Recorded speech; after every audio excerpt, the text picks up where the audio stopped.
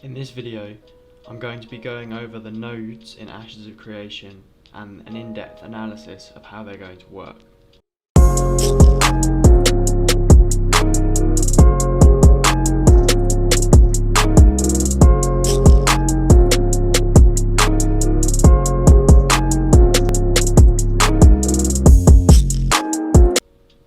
Nodes can be defined as a preset location wrapped in a zone of influence in the world that can form into towns of different sizes. What this means is that nodes act much like states in America or counties in the UK. They are smaller, far more autonomous areas within the larger world that react to each other. In terms of the zone of influence, each node has a zone of influence in terms of the borders with other nodes around it. So I'll go into that in further detail when we get into things like war and leveling up, but all you need to know at the moment is that the zone of influence is the other nodes that are bordering the node that has the zone of influence.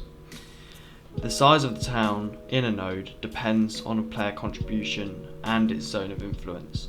So every time a player gets experience points, XP, the node will get a small amount of XP, and depending on the type of XP the player got will depend on the way the node levels up. So if you've got a node with no city at all in it and players are doing loads of combat and they're getting loads of combat XP, that node is likely to become a militaristic node.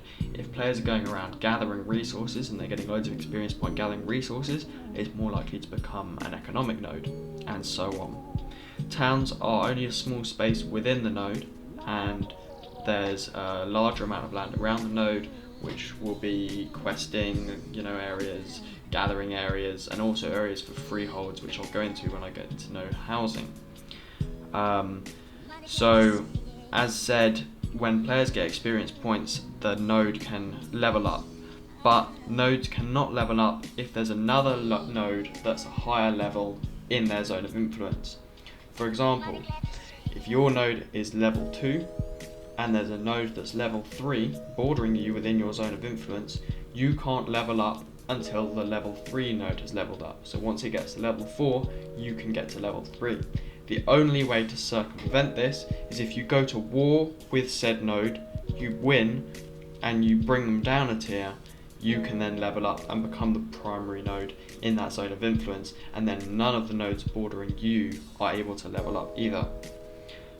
Nodes are what influence the reactive world, which bosses will appear and when different quest lines will appear. One of the main aspects of Ashes of Creation, it will depend on which nodes are growing where. So I did cover this in a previous video, but just as a brief example, a mining economic node in one area of the map might trigger a dragon or something to come up, as the developers have said, whereas a port that's more maybe militaristic and naval, that's on the sea area of the map, the coastal area, could trigger a kraken to come up, and those would be two very different quest lines that would end up affecting the world. Different dungeons, different bosses, and so on. So, speaking of the different types of node, there are 4 different types of node. You've got the militaristic, divine, economic, and scientific. And in terms of why these appear, a militaristic node will appear if the players at the beginning of the game are having lots of combat, getting lots of combat XP. The divine node, and I'm not certain about this, I don't think the developers have actually said this outright, but it's either questing in terms of raiding and bosses, or it's spell casting, or maybe it's a mixture of the two. And then an economic node is about gathering resources like mining, woodcutting, fishing, and stuff like that. And the scientific node will appear if players are doing lots of crafting. So let's get into node housing. Node housing can be bought within a city at the village stage. So as soon as a node progresses to village stage, which I think is level 3, because level 1 is nothing, level 2 is a camp, and I think level 3 is a village, you start getting cottages for sale, and you can buy a cottage at the village stage, and when the node levels up, this cottage would actually level up with it. So when it turns into a town, this cottage turns into a house, and a bunch of other cottages appear for players to buy.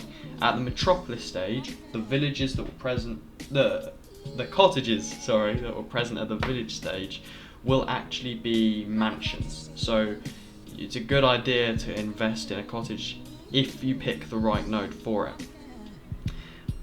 Extra housing like apartments can also be paid for by the mayor or government of a node with tax-paying money if that's what they want to invest in. For example, the mayor of a certain node could decide to invest in a load of in-node housing so that they can have more people within the node paying tax and defending it, or they might decide to go for some defensive features like walls and battlements and catapults for the node, which makes them less likely to be attacked and so on. And the final form of free housing is freeholds. Freeholds are housing that's not actually within the city but is within the node's borders. So they can be either a house or a business, and they will be out in the countryside. So you could just have a freehold and that's your area of living, and you've got your garden, and you probably gather some resources from it, and you've got your main house. But a freehold could also be something like an inn or a lumber mill or a smithery and so on, and you could run your business from your freehold. Now, the final stage of a node development is what's called the Metropolis. It's the largest a city can get, and depending on the type of node, metropolises will act very differently. So each metropolis gets its own unique upgrade depending on the type of node it is. The military and divine upgrades have not yet been released, but the scientific upgrade allows for fast travel within all other nodes within the zone of influence, and the economic upgrade allows for a centralized marketplace with nodes within the zone of influence, which basically means that you won't have to invest in caravans in order to make your wealth, at least not as much, which massively reduces the risk in terms of the risk-reward system with trading there. Each node will also have a different leadership system. The economic is an oligarchy, which means the richest players buy their political positions. That's my personal favourite. The scientific is a democracy where players get voted into the government.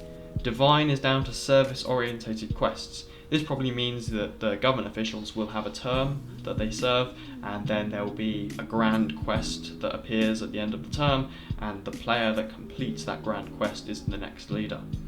And the militaristic is rule by combat.